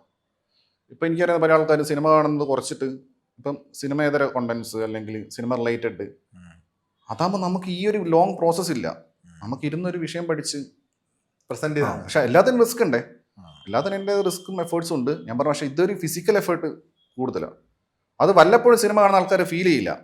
കാരണം സാധാരണ ആളുകൾ സിനിമ കാണാൻ പോകുമ്പോഴാണ് ഒരു വീക്കെൻഡിൽ ജോലിയുടെ ടെൻഷനൊക്കെ ഒന്ന് കുറയ്ക്കാൻ. അപ്പം അവർക്ക് ഈ തിയേറ്ററിനകത്ത് കാരണം കിട്ടുന്ന ഒരു AC-ക്കകത്ത് കയറുന്ന നല്ല സ്മെല്ല്, നല്ല ഫ്രഷ് ആയിട്ടുള്ള സ്പേസ്, ആ കോംഫി സോണിൽ ഇരിക്കുമ്പം തന്നെ അവർക്ക് പിന്നെ ഏത് സിനിമയിലും കൂടുതൽ പെട്ടെന്ന് എൻജോയ് ചെയ്യാനും പറ്റും. മാത്രമല്ല അവർക്ക് ആ ഒരു സുഖം കിട്ടും. 2 മണിക്കൂർ സ്പെൻഡ് ചെയ്യുക. ഇത് ഡെയിലി ഇത് 2-3 തവണ നമ്മൾ ഈ സ്ഥലത്ത് പോകുമ്പോഴേ, ആഴ്ചയ്ക്ക് 3-4 ദിവസം തിയേറ്റർ പോകുമ്പോഴേ അത് സ്ഥിരം ഒരേ തിയേറ്റേഴ്സിൽ തന്നെ പോകുന്നത്. അപ്പോൾ ആ ഒരു വ്യത്യാസമുണ്ട്. അപ്പം അതുകൊണ്ട് ഞാൻ പൈസയുടെ മാത്രമല്ല നോക്കുന്നത്, പിന്നെ ഓഫ് കോഴ്സ് ക്വാണ്ടിറ്റിയൊക്കെ ഉള്ള അധികം കൂടുതൽ ക്വാണ്ടിറ്റിയാണ് നോക്കുന്നത്. ക്വാണ്ടിറ്റിയൊക്കെ കൂടുതൽ ക്വാളിറ്റിയാണ്. ഈ ഒരു സിനിമ കണ്ടുവന്നു, ഞാൻ പലപ്പോഴും കണ്ടിട്ടുണ്ട് രാത്രി 11:00 റിവ്യൂ അപ്പ് ചെയ്തിട്ടുണ്ട്. മോസ്റ്റ്ലി അങ്ങനെ ആയിരിക്കും മിക്കതും വരുന്നത്. അതെ അതെ അതെ. ഈ ഒരു മത്സര ബുദ്ധി ഉണ്ടാവാറില്ല. ഇപ്പൊ ഉണ്ണി വ്ലോഗ് അപ്പറയുണ്ട്, അതുപോലെ ഷസാം അപ്പറയുണ്ട്. എനിക്ക് ആദ്യം കുറച്ചുകൂടി വ്യൂയിലേക്ക് എത്തും, അങ്ങനെ ഒരു തോന്നല്ല. അല്ല, ഞാൻ എപ്പോൾ ഇട്ടാലും എൻ്റെ ഒരു ഓഡിയൻസ് അവിടെ ഉണ്ട്, അവർ വന്നോളും. അശ്വന്തിന്റെ റിവ്യൂവിന് വേണ്ടി വെയിറ്റ് ചെയ്യുന്നത് ആ ഒരു കോൺഫിഡൻസ് ആണ്. രാത്രി 12:00 റിവ്യൂ 100% കോൺഫിഡൻസ് ഉണ്ട്. കാരണം അത് അതേപോലെ ശരിയാണെന്നുള്ളതാണ്. അല്ല, അതെന്താ അറിയോ, ഞാൻ മനസ്സിലാക്കിയെടുത്തോളം എൻ്റെ റിവ്യൂ ഇപ്പോൾ ഉണ്ണിയുടെ റിവ്യൂ കണ്ടാൽ എൻ്റെ റിവ്യൂ കാണും. ഷാസിൻ്റെ കണ്ടാലും എൻ്റെ കാണും, സീക്രട്ടിൻ്റെ കണ്ടാലും എൻ്റെ കാണും, എബിൻ്റെ കണ്ടാലും എൻ്റെ കാണും. അപ്പോൾ സ്വാഭാവികമായിട്ടും എനിക്ക് കിട്ടുന്ന റീച്ച് എനിക്ക് കിട്ടും. ഇനി വൈസ് വേഴ്സ പറയുകയാണെങ്കിൽ ചിലപ്പം ഞാൻ വളരെ നേരത്തെ ഇടുകയാണെങ്കിൽ ചിലപ്പം ഷാസിനെ എന്തായാലും ബാധിക്കൂല. കാരണം ഷാസിന് ഇതുപോലെ കൾട്ട് ഓഡിയൻസ് ഉണ്ട്. പുണ്യായാലും തിരുവനന്തപുരം അങ്ങനെ ചെറിയ ഉണ്ണി ചെറുന്നല്ല ഞാൻ പറഞ്ഞ തിരുവനന്തപുരമൊക്കെ ഇങ്ങനെ അവർക്ക് ഓഡിയൻസ് വരുന്നത് ഇതിന്റെ റിസൾട്ട് അറിയാൻ വേണ്ടിയിട്ടാണ്. അപ്പൊ പിന്നെ ഞാൻ ഇട്ട് കഴിഞ്ഞിട്ട് ഓൾറെഡി ഒരു തീരുമാനമായ പോലെ അവർക്ക് ഫീൽ ചെയ്ത് കഴിഞ്ഞാൽ പിന്നെ ആൾക്കാരെ അങ്ങനെ ആദ്യം കാണൂല. പക്ഷെ അത് തീരെ ബാധിക്കാത്ത ഷാസിനെ ഒരു തരത്തിലും ബാധിക്കില്ല. കാരണം ഷാസിന് എന്നെ പോലെ തന്നെ കൾട്ട് ഓഡിയൻസ് ഉണ്ട്. ഉണ്ണിയോ തിരുവനന്തപുരത്തിനെയൊക്കെ അല്ലെങ്കിൽ എബിനെയൊക്കെ വേരി ചെയ്തേക്കെ, വ്യൂസ് വേരി ചെയ്തേക്കെ, എന്നാലും അവരുടെ പക്ഷെ അവരുടെ minimum views of course minimum views എന്തായാലും ഉണ്ണിക്ക് ഒരു വീഡിയോ കിട്ടേണ്ട വ്യൂ എന്തായാലും കിട്ടും. പക്ഷെ ഈ ടൈം മാറും. പിന്നെ നിങ്ങൾ പറഞ്ഞാൽ നമുക്കിതില്ല കോമ്പറ്റീറ്റീവായിട്ട് മത്സര ബുദ്ധി ഞാൻ ആദ്യം ഇട്ടുകളെ അങ്ങനെയൊന്നുമില്ല. ആരിട്ട് എപ്പോൾ വേണിട്ട് കളി നമുക്ക് കുഴപ്പമില്ല. നമ്മൾ തന്നെ പറയും ഈ സിനിമ കാണുന്നില്ലേ നമ്മൾ ചോദിക്കും, ഇത് മനസ്സിലായില്ലേ, റിവ്യൂ കാണാതായില്ലേ, എന്താ കണ്ടില്ലേ ചോദിക്കും. അങ്ങനെ ചോദിക്കും നിങ്ങൾ ഇടാൻ വേണ്ടി നമ്മൾ മോട്ടിവേറ്റും ചെയ്യും. നമുക്കങ്ങനെ പ്രശ്നമല്ല. കാരണം നമുക്കുള്ള സീസണുള്ള സീസണിന് എല്ലാവരുടെയും വിശ്വാസമാണ് ശരിക്കും. ഈ അശ്വന്തിനെയും ഉണ്ണിയെയും ഷസാമിനെയും ഒക്കെ എടുത്ത് നോക്കുമ്പം ഇവരിൽ നിന്നൊക്കെ അശ്വന്തിന് ഒരു കുറച്ചൊരു മേൽക്കൈ കിട്ടുന്നതിന് റീസൺ എന്തായിരിക്കും തോന്നിയിട്ടുണ്ടോ? അല്ലെന്നുണ്ടെങ്കിൽ എന്തായിരിക്കും മറ്റ് റിവ്യൂവേഴ്സിൽ നിന്ന് അശ്വന്തിനെ മാറ്റി നിർത്തുന്ന ഘടകം എന്താണ്? Self evaluation. അതെ, അവർ കുറച്ചുകൂടെ സോഫ്റ്റാണ്. അതായത് അപ്പോൾ ഷാസിൻ്റെ കാര്യം പറയുകയാണെങ്കിൽ നല്ല സിനിമയാണെങ്കിൽ ഷാസ് അത് നല്ല മാക്സിമം ഇതിൽ തന്നെ പറയും. തീരെ പോക്കാണെങ്കിൽ പുള്ളി അങ്ങനെ ഇതാക്കാണ്ട് അങ്ങ് ഒഴിവാക്കി പറയും. പടം ആ ഒരു സാധനം പറഞ്ഞു. ഇവിടെ ഉണ്ണിയാണെങ്കിൽ പിന്നെ ഭയങ്കര അനലിറ്റിക്കലും ആയിട്ടാണ് പറയുന്നത്. ഉണ്ണിയുടെ ഫ്ലോ ഇല്ല. ഉണ്ണി ഇപ്പം ഓവർ എക്സൈറ്റഡ് ആവില്ല, ഓവറായിട്ട് റൂഡ് ആവില്ല. അതെ, ഉണ്ണിയുടെ ഫ്ലോ ഉണ്ട്. അപ്പം എൻ്റെ റിവ്യൂ എന്ന് പറഞ്ഞാൽ പ്രിഡിക്റ്റ് ചെയ്യാൻ പറ്റില്ല. കാരണം ഞാൻ പല സിനിമയ്ക്ക് പല മോഡലാണ്. എനിക്കൊരു സ്ഥിരമായിട്ടുള്ളൊരു സ്റ്റൈൽ ഞാൻ ഫോളോ ചെയ്യുന്നില്ല. അപ്പം ഞാൻ സിനിമയുടെ മെറിറ്റ് നോക്കിയിട്ട് അപ്പം സിനിമയ്ക്ക് കൊടുക്കേണ്ട ആ ഒരു റെസ്പെക്റ്റ് കൊടുക്കേണ്ട സിനിമയുടെ ആ രീതിയിൽ പറയും. വെറും കൂത്തറ സിനിമയാണ് അങ്ങനെ പറയും. പിന്നെ ഞാൻ ഏത് ലാംഗ്വേജ് ഉപയോഗിക്കുന്നു എനിക്ക് പോലും അറിയില്ല. ഞാൻ ചിലതൊക്കെ ഫ്ലോയിലങ്ങ് വരുന്നതാണ്. പിന്നെ ഞാൻ എന്ത് പറയുന്നത് ഞാൻ അധികം പ്രിപ്പയർഡ് അല്ല. ഞാൻ കോണ്ടന്റ് വൈസ് പ്രിപ്പയർഡ് ആയിരിക്കും. ഇപ്പോൾ ആരാണ് ഡയറക്ടർ, ആരാണ് ടെക്നീഷ്യൻസ്, ആരാണ് ആക്ടേഴ്സ് എന്നൊക്കെ ഞാൻ പ്രിപ്പയർഡ് ആയിരിക്കും. അല്ലാതെ ആ സിനിമയെ ഇവാലുവേറ്റ് ചെയ്യുന്ന സമയത്ത് ഞാൻ പറയുന്നത് അപ്പോൾ ആളുകൾക്ക് ഓരോ റിവ്യൂയും ആളുകൾക്ക് അത്ര ഇനി ചിലപ്പോൾ തന്നെ ആളുകൾ കമൻറ്റ് ചെയ്യാറുണ്ട് സാധാരണ റിവ്യൂ പോലെ അല്ലല്ലോ ഇതെന്താ ഒരു ഉഴപ്പി പറയുന്ന പോലെയെന്ന്. അപ്പോൾ ആളുകൾക്ക് പിന്നെ വേറെ ബേസിക് ആളുകൾക്ക് ഭയങ്കര ഷാർപ്പായിട്ട് പറയുന്നതാണ് ബേസിക്കലി ഒരു മോബ് സൈക്കോളജി പറയുന്നത്. അപ്പോൾ നിങ്ങൾ തന്നെ ഇപ്പോൾ ഷാർപ്പായിട്ടുള്ള ഇൻ്റർവ്യൂ ആണെങ്കിൽ നിങ്ങളുടെ ഇൻ്റർവ്യൂ ആണ് കൂടുതൽ ആളുകളുണ്ടാവും. ഇപ്പോൾ ചാനൽസ് എടുത്ത് നോക്കിയോ, ഇപ്പോൾ റിപ്പോർട്ടർ ചാനലിനൊക്കെ ഇത്രയും വ്യൂസ് ഇപ്പം എടുത്ത് കൂടാൻ കാരണം എന്ന് വെച്ച് കഴിഞ്ഞാൽ അവർ ഭയങ്കര ഷാർപ്പാണ്. അതായത് കൂടുതലായിട്ട് ബ്ലേറ്റൻ്റ് ആയിട്ടാണ് ക്വസ്റ്റ്യൻസ് ചോദിക്കുന്നതും കാര്യങ്ങൾ അനലൈസ് ചെയ്യുന്നതും. അല്ലാതെ ഒഴുക്കം മട്ടിലാകുന്ന സമയത്ത് ആൾക്കാർക്ക് ഒരു സാറ്റിസ്ഫാക്ഷൻ കിട്ടില്ല. അങ്ങനെയാണ് ഞാൻ മനസ്സിലാക്കുന്നത്. അതാണ് രീതി. അതെ അതെ. ഈ ചില വാക്കുകളൊക്കെ ഉണ്ട്. അല്ലെങ്കിൽ ഇപ്പം നമ്മളിപ്പോൾ ഒരു റിവ്യൂ പറയുമ്പോൾ കഥ ഓർത്ത് വെക്കും, അതിനകത്ത് ടെക്നീഷ്യന്മാരുടെ ഇത് ഓർത്ത് വെക്കും, അതിനപ്പുറം വേറെ ഇത് ഏത് റൂട്ടിൽ പറയണം എന്നുള്ള അങ്ങനത്തെ ചിന്തകളൊന്നുമില്ല. അതാ വരുന്ന ഫ്ലോയിൽ പറയാന്ന് മാത്രമേ ഉള്ളൂ. അല്ല ചിന്ത, അതായത് സിനിമ കണ്ടു കഴിയുമ്പോഴത്തേക്ക് മനസ്സിലാവും ഞാൻ എന്താ പറയാൻ പോകുന്നത്, എനിക്കിങ്ങനെ അറിയാം. പക്ഷെ അത് എങ്ങനെ പറയുന്നുള്ളത്, how will it be delivered എന്നുള്ളത് ഞാൻ ആ സമയത്ത് ആലോചിക്കുന്നില്ല. പക്ഷെ എങ്ങനെ പറയണം എന്നുള്ളത് എനിക്കറിയാം. അത് ഓരോ സിനിമ കാണുമ്പോഴും നമുക്ക് കിട്ടും, ആ ഒരു മൂഡ് കിട്ടും പറയാനുള്ള, ഉള്ളിൽ നിന്ന് വരും. അതെ അതെ അതെ അതെ. ഈ ചില വാക്കുകളൊക്കെ ഉണ്ട്, അയ്യോ എന്ന് പറഞ്ഞ അയ്യോ പറഞ്ഞ വാക്കുകളൊക്കെ ഉണ്ട്. പിന്നെ വയ്യ, അതെ, ഇതൊക്കെ കേൾക്കുമ്പോൾ തന്നെ നമുക്കറിയാവോ അതിതാണ്. ഇപ്പം അശ്വന്ത് അത് പറഞ്ഞു കഴിഞ്ഞാൽ അപ്പൊ ആ പടത്തിന് നമുക്കൊരു ഐഡിയ കിട്ടും. ഇതൊക്കെ ഓർഗാനിക്കലി വന്ന അതോ ചില വാക്കുകൾ അങ്ങനത്തെ പ്ലാനിങ്ങൾ ഒന്നും ഇല്ലാത്തൊരു വ്യക്തിയാണ്? പ്ലാനിങ് ഒന്നുമില്ല. ഞാൻ റിയൽ ലൈഫിൽ അങ്ങനെ സംസാരിക്കുന്ന ആളാണ്. അയ്യേ എന്ന് പറഞ്ഞിട്ട് നമ്മൾ സംസാരിക്കില്ലേ സാധാരണ. അപ്പോൾ അതങ്ങനെ സംസാരിച്ചാൽ അതെൻ്റെ ഒരു സ്റ്റൈലാണ്. പിന്നെ ഞാൻ വന്നൊരു സ്കൂൾ അങ്ങനെയാണ്, അതായത് സ്കൂൾ തന്നെ സോഷ്യൽ മീഡിയ സ്കൂൾ അങ്ങനെയാണ്. ഞാൻ കുറേ വർഷമായിട്ട് ഇതിലുള്ള ആളാണല്ലോ, ഫേസ്ബുക്കിലൊക്കെ ഉള്ള ആളാണല്ലോ. അതെ, FFC തൊട്ടുള്ള. അപ്പോൾ എനിക്ക് ആ ഒരു കൾച്ചർ എനിക്കുണ്ട്. അപ്പോൾ സ്വാഭാവികമായിട്ടും എനിക്ക് ആ ഫ്ലോ വരും. ഐ മീൻ ഡിക്ഷൻസ് യൂസ് ചെയ്യുന്നതിൽ, വേർഡ്സ് യൂസ് ചെയ്യുന്നതിൽ ഞാൻ ഭയങ്കരമായിട്ട് അതിൽ തന്നെയുള്ള ആളല്ലേ, അതിൽ നിന്ന് വന്നിട്ടുള്ള ആളല്ലേ. അപ്പോൾ എനിക്കത് കിട്ടും. ഓക്കെ. ഈ FFC എന്ന് പറയുമ്പോൾ ഒരു കാര്യം ഈ FFC ഇപ്പൊ റിഗ്രറ്റ് ഉണ്ടോ? ഇല്ലല്ല, റിഗ്രറ്റ് ഒന്നുമില്ല. കാരണം നമ്മൾ ഓരോ സമയത്ത് ശരിയെന്ന് തോന്നുന്ന കാര്യങ്ങൾ ചെയ്യുന്നത്, പിന്നീട് റിഗ്രറ്റ് അടിച്ചിട്ട് കാര്യമില്ല. പക്ഷെ ഞാൻ ഏതോ ഒരു ഇതിൽ ഞാൻ ചോദിച്ചിരുന്നു, അല്ല എനിക്ക് മറ്റേ 24 ജനകീയ കൂടുതൽ ഞാൻ തോന്നുന്നു ഇതേ ചോദ്യം ആഷ്മി ചോദിച്ചിരുന്നു. റിഗ്രറ്റ് എന്ന് വെച്ച് കഴിഞ്ഞാൽ ഞാൻ അന്ന് അങ്ങനെ അത് ഓപ്പൺ ചെയ്തതിൽ റിഗ്രറ്റ് ഇല്ല. പക്ഷേ അങ്ങനെയൊക്കെ സംഭവിച്ചു, അങ്ങനെ ഒരു കൾച്ചർ ഉണ്ടായി. അതന്ന് സംഭവിച്ചു പോയത്. അതിൽ ഇനിയിപ്പോൾ റിഗ്രറ്റ് അടിച്ചൊരു കാര്യമില്ല. ഇന്നും മമ്മൂക്കയുടെ സൂര്യമാനസത്തിലെ ഫോട്ടോ വെച്ച് ഇന്നും ആ പേരുകളിൽ ഇന്നും സ്റ്റിക്കേഴ്സുകളുണ്ട്. ലാലേട്ടന്റെ സ്റ്റിക്കേഴ്സുകളൊക്കെ ഉണ്ട്. അപ്പം ഇതൊക്കെ ഇത്രയും അങ്ങ് കോമൺ ആയി വരുന്നൊന്നും അന്നൊന്നും അങ്ങനത്തെ ചിന്തകളൊന്നുമില്ല. അന്നത്തെ ഒരു ഓളത്തിന് അങ്ങ് തുടങ്ങുന്നു. അതെ, ഓളത്തിന്. അത് നമ്മൾ അറിയുന്നില്ല, ഫ്യൂച്ചർ നമുക്ക് പ്രെഡിക്റ്റ് ചെയ്യാൻ പറ്റില്ലല്ലോ. അപ്പം അന്നറിയില്ലല്ലോ ഇതിങ്ങനെ ഇത്രയും വലിയൊരു പോപ്പ് കൾച്ചറായി മാറുന്നുള്ള അറിയില്ലല്ലോ. ഇത് പിന്നെ ഒന്നാമത് ഞാൻ ഒരു സംഭവം തുടങ്ങിയതല്ല, ഇതൊക്കെ ആട്രിബ്യൂട്ട് ചെയ്ത് ഇതൊക്കെ ഇങ്ങനെ ഡിസമിനേറ്റ് ചെയ്തതെന്ന് വെച്ച് കഴിഞ്ഞാൽ ആ സമയത്തുള്ള ഒരു +2 അല്ലെങ്കിൽ കോളേജിൽ പഠിക്കുന്ന പിള്ളേരാണ്. അവർക്കെല്ലാം ഇപ്പം 10-30 വയസ്സ് കഴിഞ്ഞ് കല്യാണം കഴിഞ്ഞ് പ്രാരാബ്ധമായി. അവരൊന്നും അല്ല ഇപ്പോൾ ഇത് യൂസ് ചെയ്യുന്നത്. അവരൊന്നും ഫാൻ ഫൈറ്റും ഇല്ല, ഒരു പരിപാടിയില്ല, ഫേസ്ബുക്കിന് യൂസ് ചെയ്യുന്നില്ല. അവർക്കെല്ലാം 10-35 വയസ്സായി. ഇപ്പോഴത്തെ പിള്ളേരാണ്, ജെൻസി പിള്ളേർ ഇത് കണ്ടിന്യൂ ചെയ്യുക ഇൻസ്റ്റയിലും അവിടെ ഇവിടെയൊക്കെ. ഇവർക്ക് അറിയില്ല ഇതെങ്ങനെ, ഇതിൻ്റെ ഒറിജിനും ഇതെങ്ങനെ വന്നതെന്ന് എവിടെയാണെന്നും FSC ഒന്നും അറിയില്ല. അതുകൊണ്ട് തന്നെ ഇപ്പം ഞാനിപ്പോൾ യൂട്യൂബിൽ ചില those kind of words use ചെയ്യുന്ന സമയത്ത് ഇവർക്ക് അറിയില്ല ഇത് എവിടെ നിന്ന് വന്നതെന്ന്. ഇവർ വിചാരിക്കുന്നത് ഞാനിപ്പോൾ എന്തോ കണ്ടുപിടിച്ച് പറഞ്ഞതാണ്. ഇത് ഓൾറെഡി ഉള്ളതാണ്, എക്സിസ്റ്റിംഗ് വേർഡ്സ് തന്നെ ഉപയോഗിക്കുന്നത്. അല്ല ഞാനായിട്ട് കോയിൻ ചെയ്ത വേർഡ്സും അങ്ങനെയൊന്നുമില്ല. അത് പഴയ ആൾക്കാർക്ക് എൻ്റെ റിവ്യൂ ആണ് മനസ്സിലാവും. ഞാൻ പിന്നെ ഫേസ്ബുക്കിൽ ഇപ്പം അങ്ങനെ റിവ്യൂ ഇടാറില്ല. യൂട്യൂബ് മാത്രമേ ഫോക്കസ് ചെയ്യുന്നു. ഇൻസ്റ്റ അശ്വന്ത് തന്നെയാണോ ഹാൻഡിൽ ചെയ്യുന്നത്? എൻ്റെ ഇൻസ്റ്റയിൽ ഞാൻ എൻ്റെ ഫോട്ടോസ് മാത്രമേ ഇടാറുള്ളൂ. അശ്വന്ത് തന്നെയാണ് അത് ഹാൻഡിൽ ചെയ്യാൻ മാത്രമൊന്നുമില്ല, ഞാൻ വല്ലപ്പോഴും ഒരു ഫോട്ടോ എടുത്തിടും, അത്രേ ഉള്ളൂ. റീൽസ് ചെയ്യാറില്ല. മെസ്സേജസ് ഒക്കെ വായിക്കാറുണ്ടോ അതിൽ തന്നെ? മെസ്സേജസ്, ഹിഡൻ മെസ്സേജസ് ഇടയ്ക്ക് എടുത്ത് വായിച്ചു, ഫുള്ള് തെറിയായിരിക്കും. പിന്നെ അതിൽ ഏതെങ്കിലും ഒന്നെങ്ങനെ ഉണ്ടാവും ജെന്യൂൻ ആയിട്ടുള്ളൊരു മെസ്സേജ്, നമ്മളെന്തെങ്കിലും കാര്യം പറഞ്ഞിട്ടല്ല, കൂടുതലും തെറിയാം. അതൊന്നും മറുപടി നമുക്കില്ലല്ലോ. എന്ത് മറുപടി? ഇവർ വിളിക്കുന്ന തെറിയൊക്കെ മിക്കതും ഞാൻ കണ്ടുപിടിച്ചത്, എന്നിട്ട് അവരെന്നെ തന്നെ വിളിക്കുക. സൃഷ്ടാവിനെയാണ്. ഒരു സിനിമ ഇറങ്ങുന്നു, അതിന്റെ റിവ്യൂ ഇടുന്നു, 2 ദിവസം ശേഷം അത് ഡിലീറ്റ് ആക്കും സിനിമയാണ്. അതെ. അപ്പം അത് എന്തുകൊണ്ട് ഡിലീറ്റ് ആക്കി എന്നുള്ള അതിൽ നിന്ന് കേട്ട ഒരു കഥ, എനിക്കൊരു കഥ അറിയാം. ഒറിജിനൽ വേഷം, OG വേഷം ഞാൻ പറഞ്ഞു തരാം. അത് ഞാൻ കേട്ട കഥ എന്തോ ആയിക്കോട്ടെ. ഒറിജിനൽ വേർഷൻ എന്താണ്?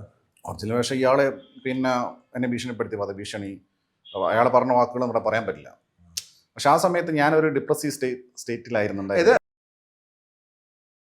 അപ്പോൾ ആ സമയത്ത് നമുക്ക് ഓരോ ലൈഫിൽ ഓരോ സ്റ്റേജസ് ഉണ്ടാവുമല്ലോ. അന്ന് എനിക്ക് ഞാൻ ഭയങ്കര ലോൺലി, മെൻ്റലി വീക്കായി നിൽക്കുന്ന സമയമായിരുന്നു.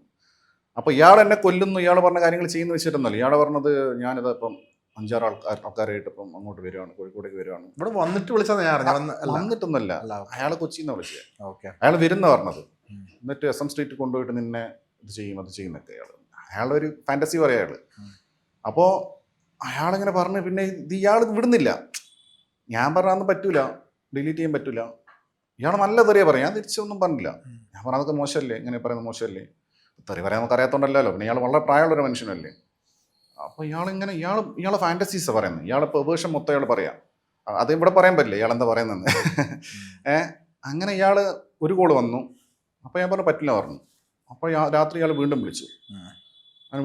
അങ്ങനെ ഇത് ഈ പറഞ്ഞ പോലെ കേസ് ഉണ്ട്. ഈ ഭയങ്കര ഹൈപ്പില്ലാത്തത്, ലോ ഇല്ല, ആരും കാണാത്ത പടം. ചെയ്താലും ചെയ്തില്ലെങ്കിൽ കുഴപ്പം. ഒരുപക്ഷെ ഇയാളതിന് മുമ്പ് ഭീഷണിപ്പെടുത്തല്ലാതെ മറ്റു കേസ് പോലെ പറയുകയാണെങ്കിൽ ചിലപ്പോൾ ഞാൻ സിനിമേനെ കാണില്ലായിരുന്നു. പക്ഷേ ഇയാൾ ഇതിന് ശേഷമാണ്.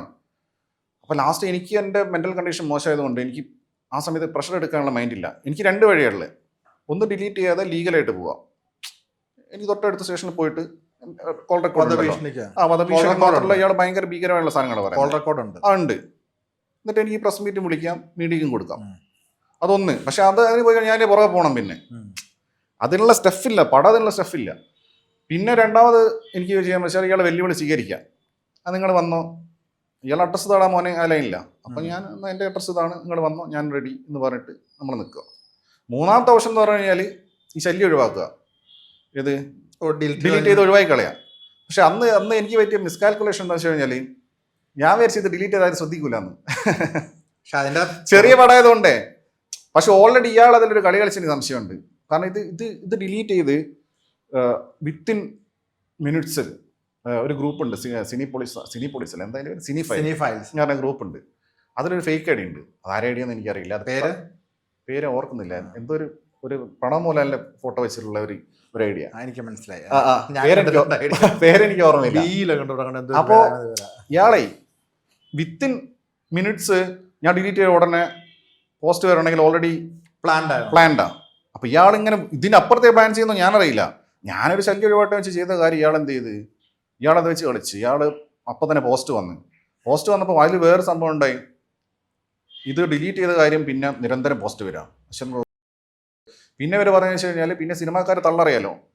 ഇവർ പറയുന്നത് വെച്ച് കഴിഞ്ഞാൽ വേറെ പല സിനിമാക്കാർ പറഞ്ഞു കേട്ടാ, അയാൾ നേരെ എൻ്റെ വീട്ടിലേക്ക് വന്നിട്ട് എന്നെ ഗൺ പോയിന്റിൽ നിർത്തി. എന്നിട്ട് തലയ്ക്ക് തോക്ക് വെച്ചിട്ട് അപ്പം തന്നെ ഞാൻ ഡിലീറ്റ് ചെയ്തെന്നൊക്കെയാണ് സിനിമാക്കാർ പറഞ്ഞു നടക്കുന്നത്.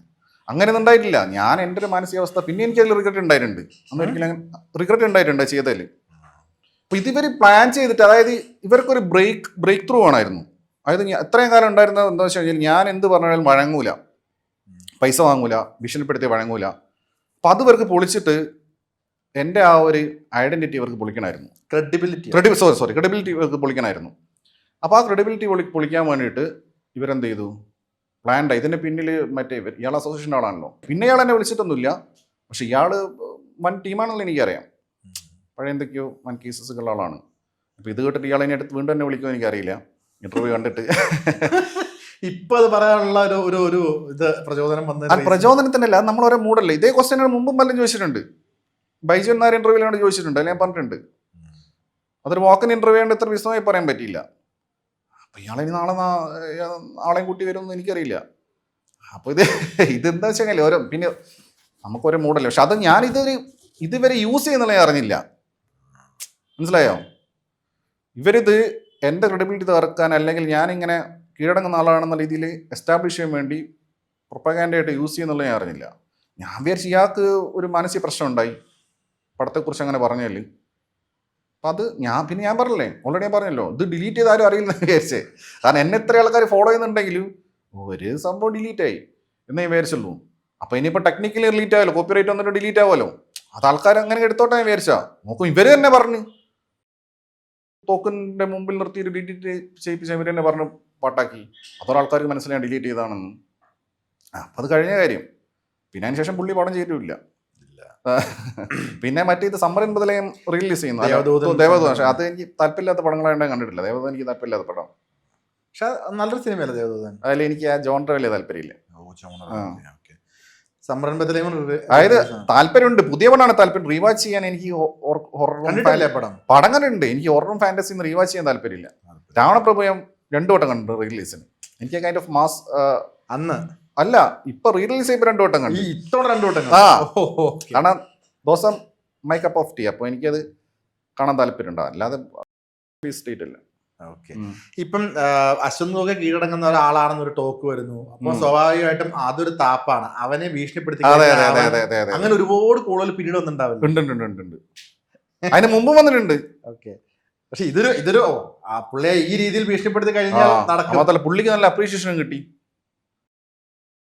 കാരണം വേറെ ആർക്കും സാധിക്കാത്ത കാര്യങ്ങൾ സാധിച്ചില്ല. അപ്പോൾ ഇയാൾ ഭയങ്കര ഡോണാണ്, അപ്പോൾ അതുകൊണ്ടൊക്കെ സാധിച്ചു എന്നുള്ളൊരു ഇതുവരെയും ചെയ്തു.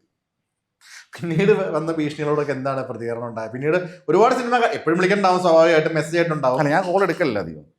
ഞാൻ ഈ വീക്കെൻഡ്സിൽ കോൾസ് എടുക്കാറേ ഇല്ല. പിന്നെ വല്ല ഡെലിവറിയും കണ്ടെങ്കിൽ കോൾ എടുക്കുമ്പോൾ മാറിപ്പോകുന്നുള്ളൂ. കാരണം നമുക്കറിയില്ലല്ലോ ഡെലിവറി ബോയാണ് വിളിക്കുന്നത് സിനിമാക്കാരാണെന്ന്. അല്ലാതെ ഞാൻ അൺനോൺ നമ്പേഴ്സ് കോൾസ് എടുക്കാറില്ല. വെറുതെ അങ്ങോട്ടും ഇങ്ങോട്ടും സംസാരിച്ച കാര്യമില്ലല്ലോ.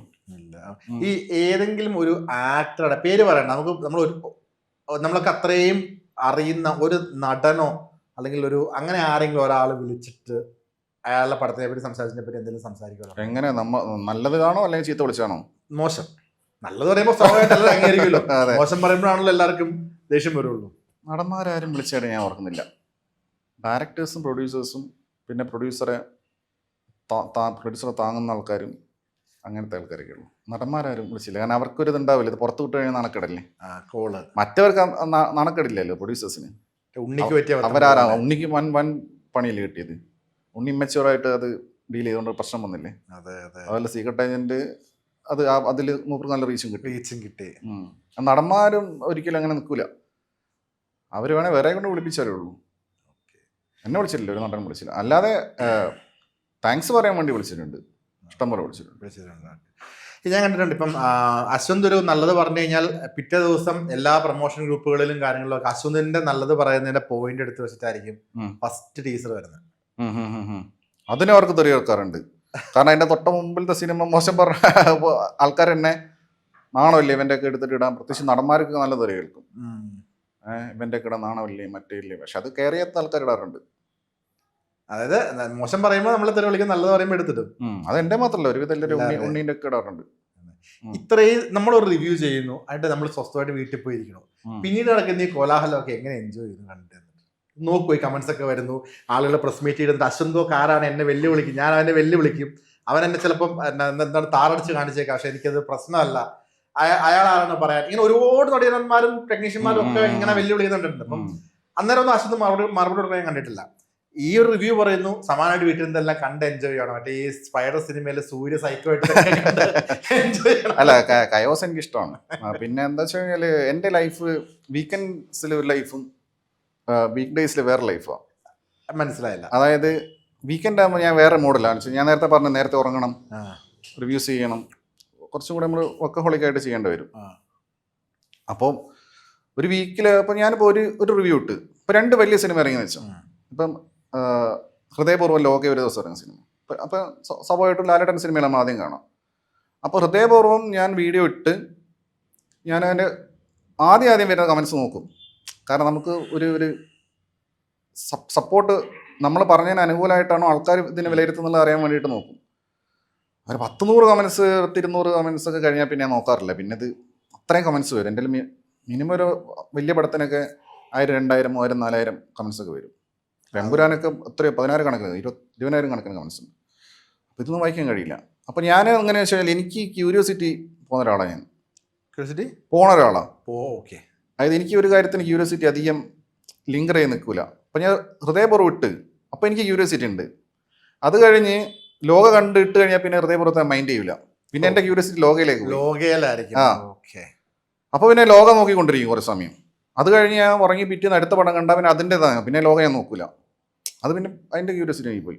അങ്ങനെ ഇപ്പോൾ 4 പടം ഉണ്ടെങ്കിൽ 4ാമത്തെ പടം കണ്ടു കഴിഞ്ഞ് അതിൻ്റെ കുറച്ച് കമൻസ് നോക്കുമ്പോഴത്തേക്ക് എൻ്റെ വീക്കെൻഡ് അവസാനിച്ച്. പിന്നെ ആരൊക്കെ എന്തൊക്കെയോ കമൻസ് ഇടുന്നു, എന്തൊക്കെയോ ഷെയർ ചെയ്യുന്നു, എന്തൊക്കെയോ ട്രോൾ വീഡിയോ ഉണ്ടാക്കുന്നു, എന്തൊക്കെയോ പ്രസ് മീറ്റ് വിളിക്കുന്നു. ഇത് മിക്കവാറും ലിങ്ക് അയച്ചു തരും ആൾക്കാർ, ഇൻസ്റ്റയിലൊക്കെ ലിങ്ക് അയച്ചു തരും. ഇപ്പോൾ ലിങ്ക് കിട്ടുന്ന ഞാൻ തുറന്ന് നോക്കും, അല്ലെങ്കിൽ സെർച്ച് ചെയ്ത് ഞാൻ നോക്കാറൊന്നുമില്ല. പിന്നെ ഇത് നമ്മൾ യൂസ്ഡ് ആയല്ലോ അത് കണ്ടിട്ട്. പിന്നെ അടുത്ത വീക്കെൻഡ് വരെ ഞാൻ ഓഫ്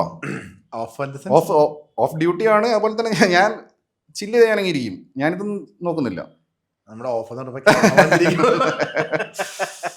ഈ അടുത്ത 5 ദിവസം എന്തായിരിക്കും ചെയ്യുന്നത്? അല്ലാത്ത ദിവസം ഞാൻ പകല് ഉറങ്ങല, രാത്രി ഞാൻ ഉണർന്നിരിക്കുന്നത്. ഒന്നാമത്തെ ഇപ്പോൾ എൻ്റെ ഫുഡ് ഹാബിറ്റ് എങ്ങനെയാണ്, ഞാനിപ്പോൾ നിങ്ങളുടെ ആളെ ചോദിച്ചോ ഫുഡ് കഴിച്ചു, ഞാൻ പകൽ ഫുഡ് കഴിക്കാറില്ല. അങ്ങനെ ഞാൻ രാത്രി അധികം ഫുഡ് കഴിക്കുന്നത്. അങ്ങനെ അപ്പോൾ എൻ്റെ ഡേ ആരംഭിക്കുന്നത് ഈവനിങ്ങാണ്, 4 മണി 5 മണി. പകൽ ഉറക്കമായിരിക്കും. പണയം ഉറങ്ങുന്നത് രാവിലെയാണ്. അപ്പോൾ അധികവും ഞാൻ വൈകുന്നേരമാവും പിന്നെ എണീക്കുക. പിന്നെ എണീറ്റ് കഴിഞ്ഞാൽ പിന്നെ എന്താ ഫ്രഷ് ആവുക, ഫുഡ് കഴിക്കുക, പിന്നെ ഡ്രിങ്ക്സ് അടിക്കുക, എന്നിട്ട് ഇങ്ങനെ ഇരിക്കുക. ഞാൻ പുറത്തൊന്നും അങ്ങനെ പോകാറില്ല. പിന്നെ ഫ്രണ്ട്സും ഇല്ല. പിന്നെ അങ്ങനെ ഒറ്റയ്ക്ക് ഇരിക്കാൻ ഇഷ്ടം. അത് ഞാൻ നേരത്തെ എനിക്ക് ഇഷ്ടം. അത് ഞാനത് എൻ്റെ ഒരു രീതി അങ്ങനെ, എൻ്റെ ക്യാരക്ടർ അങ്ങനെ. അപ്പോൾ ഇത് ഇങ്ങനെ റിപ്പീറ്റ് തന്നെ. അപ്പോൾ അതുകൊണ്ടാണ് പറഞ്ഞത്. അപ്പോൾ അതുകൊണ്ട് എനിക്ക് പെട്ടെന്ന് വീക്കെൻഡിൽ ഷിഫ്റ്റ് ചെയ്യണ്ടേ, എൻ്റെ ബയോളജിക്കൽ ക്ലോക്ക് ഷിഫ്റ്റ് ആവണ്ടേ. അപ്പോൾ അങ്ങനെ അതുകൊണ്ട് പണി കിട്ടിയ സിനിമകളുണ്ട്, കുറേ സിനിമകൾ അങ്ങനെ ഉറങ്ങിപ്പോയിട്ട് കാണും. കഴിഞ്ഞ ആഴ്ച ഉറങ്ങിപ്പോയി, വലുദിവസത്തെ കള്ളനെ ഉറങ്ങിപ്പോയി, 10 മണിന് ഷോ ഉറങ്ങിപ്പോയി. എന്നിട്ട് ഞാൻ ഉച്ചയ്ക്ക് ഉള്ള ഷോ കണ്ട്, അത് കണ്ട് ഞാൻ ആ തൊട്ട അടുത്ത് തന്നെ പ്രകമ്പനം കണ്ട്, രാത്രി 2 കൂടെ ഒരുമിച്ച് റിവ്യൂ ഇട്ട്. അപ്പോൾ നിങ്ങൾ നേരത്തെ പറഞ്ഞാൽ ഞാൻ രാവിലെ കാണാത്തതുകൊണ്ട് എനിക്ക് റീച്ചിൻ്റെ പ്രശ്നമൊന്നുമില്ല. വലുദിവസത്തെ കള്ള ഞാൻ രാവിലെ 10 മണിക്ക് കണ്ടിട്ടുണ്ടെങ്കിൽ ഞാനൊരു വൈകുന്നേരം 4 മണിയാകുമ്പോൾ ഇട്ടേനെ. ഇത് പ്രകമ്പനത്തിന് ഞാനൊരു 5 മണിക്ക് 6 മണിക്ക് പോയേനെ. പക്ഷെ ഇത് ഞാൻ കോൺസിക്യൂട്ടീവായിട്ട് വലുദിവസത്തെ കള്ളനും കണ്ട് പ്രകമ്പനം കണ്ട് 2 ഒരുമിച്ച് ഷൂട്ട് ചെയ്ത് ഒരു ഷെട്ട് മാത്രം മാറിയാൽ മതിയല്ലോ, 2 വീഡിയോ ആയില്ലേ. എന്നിട്ട് 2 ഒരുമിച്ച് എഡിറ്റ് ചെയ്ത് വെച്ച് 2ഉം പടപടയെന്ന് പറഞ്ഞിട്ട് ഒരു 11:30 മണിയായിട്ട് തോന്നുന്നു. 2നും വ്യൂ ഉണ്ട്. 2നും വ്യൂ ഉണ്ട്. ആദ്യം ഇട്ടപ്പോൾ വലുദിവസത്തെ കള്ളനായിരുന്നു. പ്രകമ്പനം പടത്തിന് അഭിപ്രായം വന്നുകൊണ്ട് റിവ്യൂവിനും റീച്ച്. വലുദിവസത്തെ കള്ളനെ പ്രകമ്പനത്തെ അതിനേക്കാളും റീച്ചുണ്ട് ഇപ്പോൾ. റീച്ചുണ്ട്. അപ്പോൾ ഇതൊക്കെ അങ്ങനെ ഓരോ ദിവസത്തെ സംഭവിക്കുന്ന. ഇത് ഓർത്തിരിക്കാൻ എങ്ങനെ പറ്റും? രണ്ട് സിനിമയുടെ ഇത്രയും പോയിന്റ്സ്, ഇത്രയും കളിയാക്കാനുള്ള പോയിന്റ്സ് കണ്ടുപിടിക്കണം, പോസിറ്റീവും കണ്ടുപിടിക്കണം. High IQ. അത് കൊള്ളാം. ഇപ്പോൾ 2025 ഇറങ്ങി അശ്വന്ത് നല്ല അഭിപ്രായം പറഞ്ഞ 2 സിനിമകളായിരുന്നു. ഒന്ന് പൈങ്കിളിയും ഒന്ന് ബ്രൊമാൻസും. പൈങ്കിളി ഞാൻ കംപ്ലീറ്റ് ഫുള്ളി പോസിറ്റീവ് അല്ല, എന്നാലും നോർമലി ഒരു ആവറേജ് ഭയങ്കര ആവറേജ്. Romance heavy positive. ഇത് രണ്ടും പക്ഷെ ഇയർലി നമ്മള് സിനിമയുടെ ഒരു ഇത് പറയില്ലേ, എന്താണ് പറയണ, സൂചിക അതിൽ 2 നേരെ ഉൾട്ടാണ് പറഞ്ഞത്. അത് ശരിക്കും പറഞ്ഞ ഡബിൾ സ്റ്റാൻഡ് ആണോ അതോ അശ്വന്തിന്റെ ഒരു എന്താണ് ഇത് തെറ്റിപ്പോയതാണ്? അല്ലല്ല, കാഴ്ചപ്പാട് തെറ്റിപ്പോയത്. അശ്വന്തിനും തെറ്റുപറ്റുന്നതാണ്. ഒന്ന് റിവ്യൂ, ഒന്ന് അനാലിസിസോ, ഒന്ന് നമ്മൾ തിയേറ്ററിൽ വിജയിച്ചതും പൊട്ടിയായിട്ടുള്ള സിനിമകളെ ലിസ്റ്റാണ് പറയുന്നത്. അപ്പൊ ഞാൻ നല്ല റിവ്യൂ പറഞ്ഞ സിനിമ പൊട്ടി കാണുമല്ലോ. അപ്പൊ അത് പല സൂചിയെ പറയുമ്പോൾ അത് പൊട്ടിയെന്നല്ലേ എനിക്ക് പറയാൻ പറ്റും. വിജയിച്ച സിനിമ എന്ന് പറയാൻ പറ്റില്ലല്ലോ. അപ്പൊ രണ്ടാ. അപ്പൊ അത് ഡബിൾ സ്റ്റാൻഡേർഡ് അല്ല. അത് ഞാൻ പല സൂചി പറഞ്ഞ ഫാക്ടോസാ പറയുന്നത്. മറ്റേത് എൻ്റെ അഭിപ്രായം പറയുന്നത്. അതാണ്. ഇപ്പൊ ഞാൻ ചോദിക്കട്ടെ, ഇപ്പം എല്ലാവരും ചോദിക്കുന്ന ഒരു കാര്യമാണ്, എല്ലാവർക്കും അഭിപ്രായം പറയാൻ റീസൺ ഉണ്ട്. പക്ഷെ അശ്വന്ത് അടച്ച് പറയുന്നു. ഇതിനെല്ലാത്തിനും ഒരു ഒറ്റ സൊല്യൂഷൻ വെക്കാൻ പാടില്ല, ഡിസ്ക്ലെയിമർ വെക്കാൻ പാടില്ല. ഞാൻ പറയുന്നത് എൻ്റെ അഭിപ്രായമാണ്. പുകവലി ആരോഗ്യത്തിന് ഹാനികരം എഴുതി കാണിക്കുക, ഒരു സാധനം എഴുതി കാണിച്ചാൽ പിന്നെ ഇതിന് ഒരു സ്കോപ്പില്ലല്ലോ. ഞാൻ പറഞ്ഞിട്ടുണ്ട്, ഞാൻ എൻ്റെ അഭിപ്രായമാണ് പറയുന്നത്, നിങ്ങൾക്ക് നിങ്ങളുടെ അഭിപ്രായം. അങ്ങനെ ഒരു സാധനം വെച്ചാൽ ഇതിനൊക്കെ ഒരു ഉത്തരവായില്ലേ? അങ്ങനെ ചിന്തിച്ചിട്ടുണ്ട്. അല്ല, അത് അണ്ടർസ്റ്റുഡ് അല്ലേ ഓൾറെഡി. പക്ഷെ ആയിട്ടും ഇത് റിപ്പീറ്റഡ്ലി ഇങ്ങനെ ആൾക്കാർ പറഞ്ഞുകൊണ്ടിരിക്കുകയല്ലേ. ആൾക്കാർ പറയും, നമ്മളിപ്പോൾ ഉണ്ണി ഷസാമൊക്കെ ഇങ്ങനെ പറയാറുണ്ട്. ഉണ്ണി അവസാനം പറയാറുണ്ട്, ഇത് എൻ്റെ അഭിപ്രായമാണ്, നിങ്ങൾ കമൻസ് കൂടെ നോക്കുക, എന്നിട്ട് നിങ്ങൾ ഡിസൈഡ് ചെയ്യുക, എല്ലാവരും സിനിമ കാണുക എന്ന് പറയും. അതൊരു പറയുന്ന ആളുകളുണ്ട്. ഞാനങ്ങനെ ഫോമലായിട്ട് ചെയ്യുന്ന ആളല്ലല്ലോ. ഞാനങ്ങനെ ഒരു വാർണിംഗ് കൊടുക്കുക അല്ലെങ്കിൽ ഒരു ആൻറ്റിസിപ്പേറ്ററി ബെയിൽ എടുത്ത് പറയേണ്ട ആവശ്യമില്ലല്ലോ. അപ്പോൾ അതുകൊണ്ട് ഞാൻ അങ്ങനെ പറയുന്ന ആളല്ല. മൊബൈൽ വിൽപ്പനാനന്തര സേവനത്തിന് 100% guarantee. EMI, cash back, exchange ഓഫറുകൾക്ക് പുറമെ അത്യുഗ്രൻ സമ്മാനങ്ങളും. Think mobile, think Oxygen. Oxygen, the smartphone expert.